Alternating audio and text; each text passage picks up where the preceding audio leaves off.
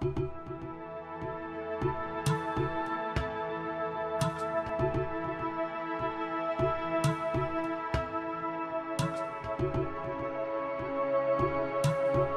recommence et je vais vous reposer la question. Émilie Viban, vous êtes chargée d'études au sein du groupement d'intérêt scientifique Marsouin. Je vous laisse nous représenter ce groupement. Vous êtes chargée d'études et puis on vient sur cette enquête ensuite.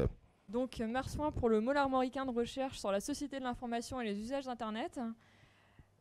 Donc un groupement d'intérêt scientifique qui rassemble à la fois un observatoire régional pour mesurer un petit peu les équipements, les usages TIC en Bretagne, et des chercheurs des 4 universités de Bretagne, donc UBO, UBS, Rennes 1, Rennes 2, et Sciences Po, Télécom Bretagne pour les 2 grandes écoles.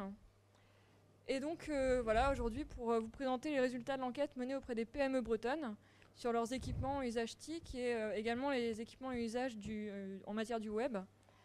Alors le contexte général peut-être déjà un petit peu de cette enquête. Donc 7000 PME en Bretagne, on en a interrogé 1300. Donc bon, c'était un questionnaire relativement long, donc 1300 c'est déjà beaucoup, et on a respecté une représentativité par département, par secteur d'activité, et également par taille d'effectif. Donc ce qui caractérise principalement les PME en Bretagne, c'est qu'elles sont de petite taille, 53% de 10 à 19 salariés, implantées sur un seul site pour 70%, avec un chiffre d'affaires qui est plutôt stable ou en croissance, et le marché principal également.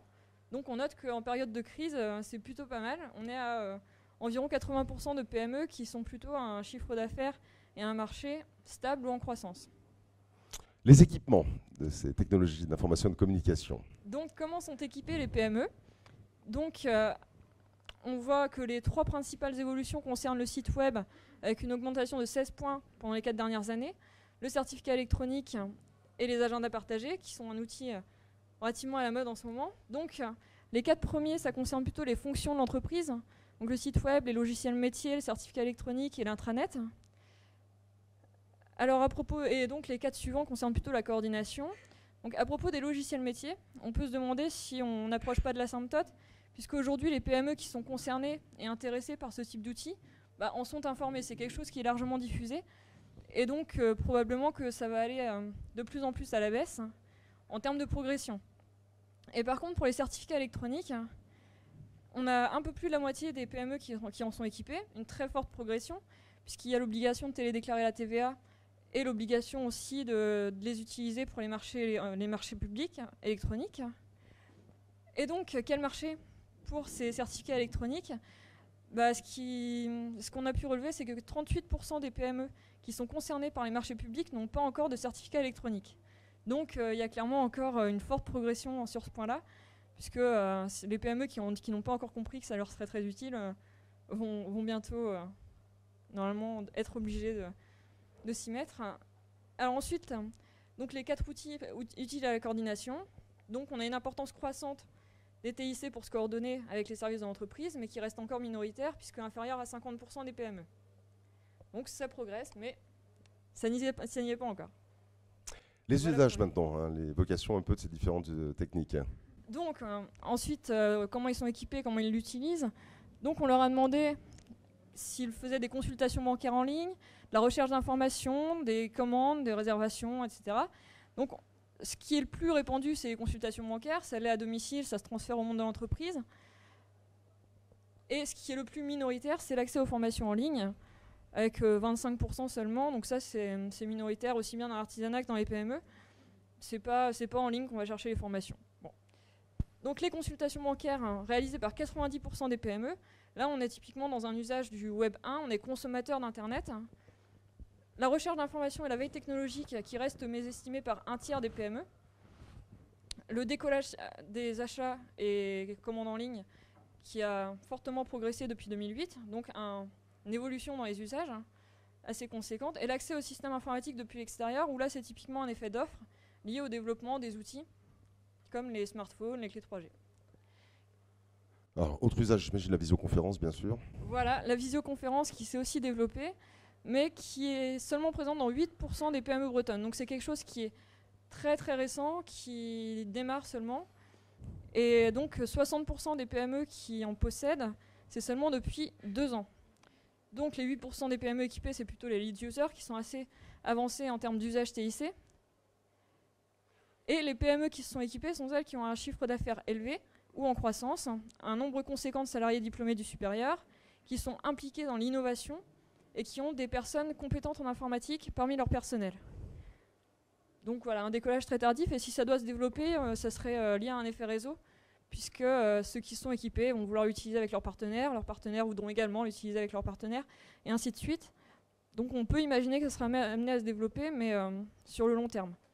Qu'est-ce qu'il en est des sites internet et leurs fonctions? Alors, les sites internet, donc en 2005, on était plutôt encore dans une démarche de push d'information, avec beaucoup de sites vitrines, avec une nouvelle organisation du commerce qui se crée au fur et à mesure avec le développement des activités sur Internet. Donc c'est un modèle qui approche de la maturité, avec aujourd'hui 2/3 des PME qui le pratiquent, avec la banque en ligne, les commandes, les achats. Donc vraiment la consommation d'Internet plus et la diffusion d'informations. Alors qu'en 2008-2009, il y a eu une importante évolution du rapport un petit peu au TIC et des usages d'Internet.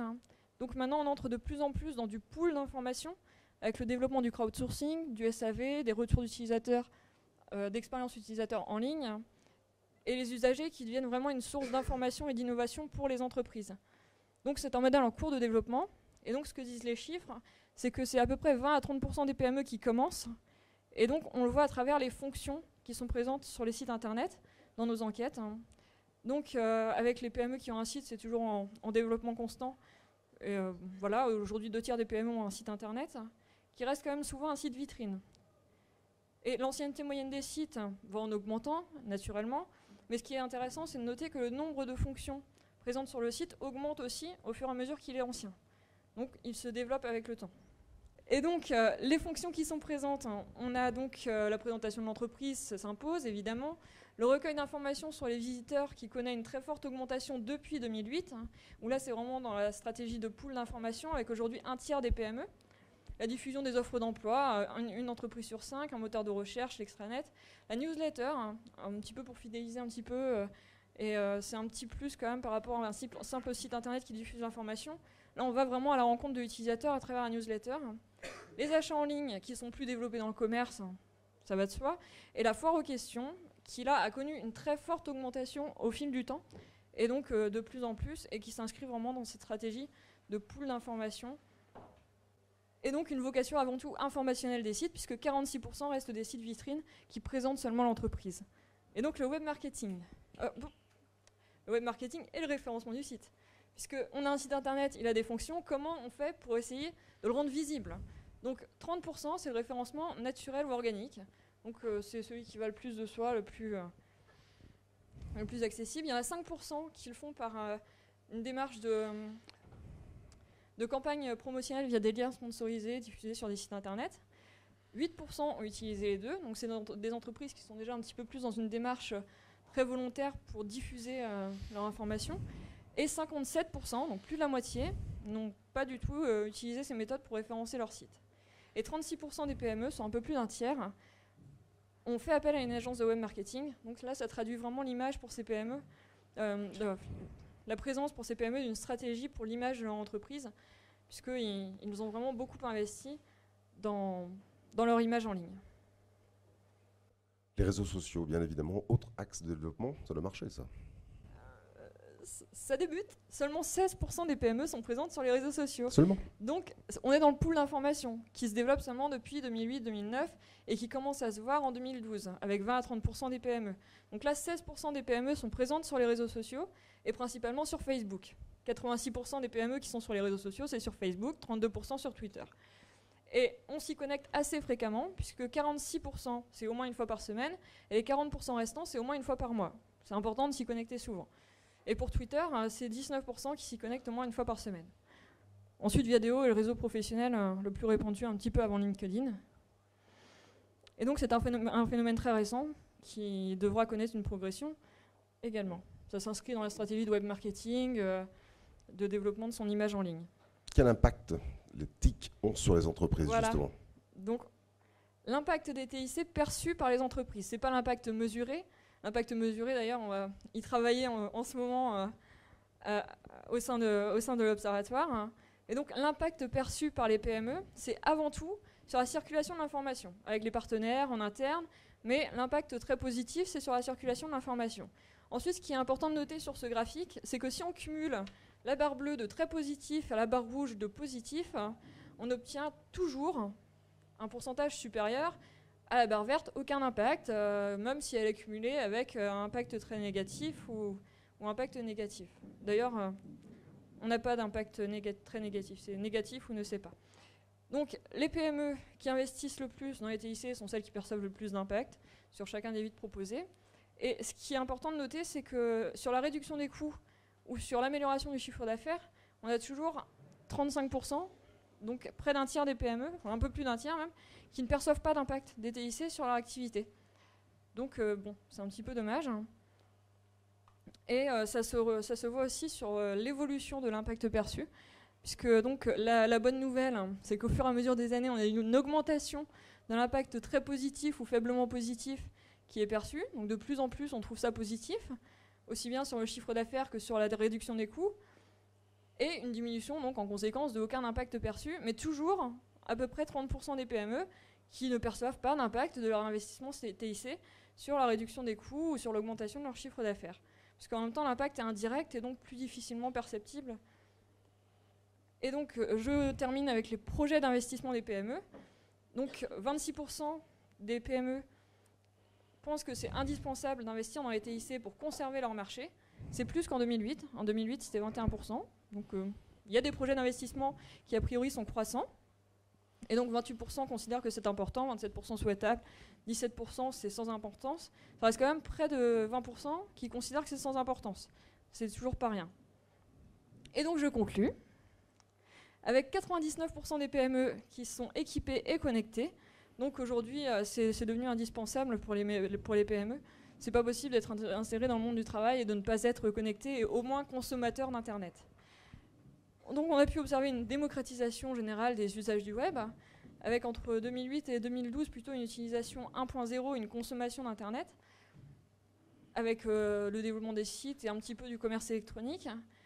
Et on note l'émergence de la visioconférence, mais vraiment l'émergence, et des réseaux sociaux, avec donc à partir de 2011-2012 une utilisation 2.0 avec l'usage des réseaux sociaux et l'importance croissante de connaître et d'interagir avec ses clients.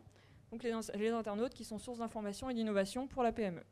Et donc toujours ce noyau dur d'un tiers des PME pour qui Internet ne paraît pas pertinent. Et donc il y aura un travail à faire pour les PME actrices dans le domaine d'éthique.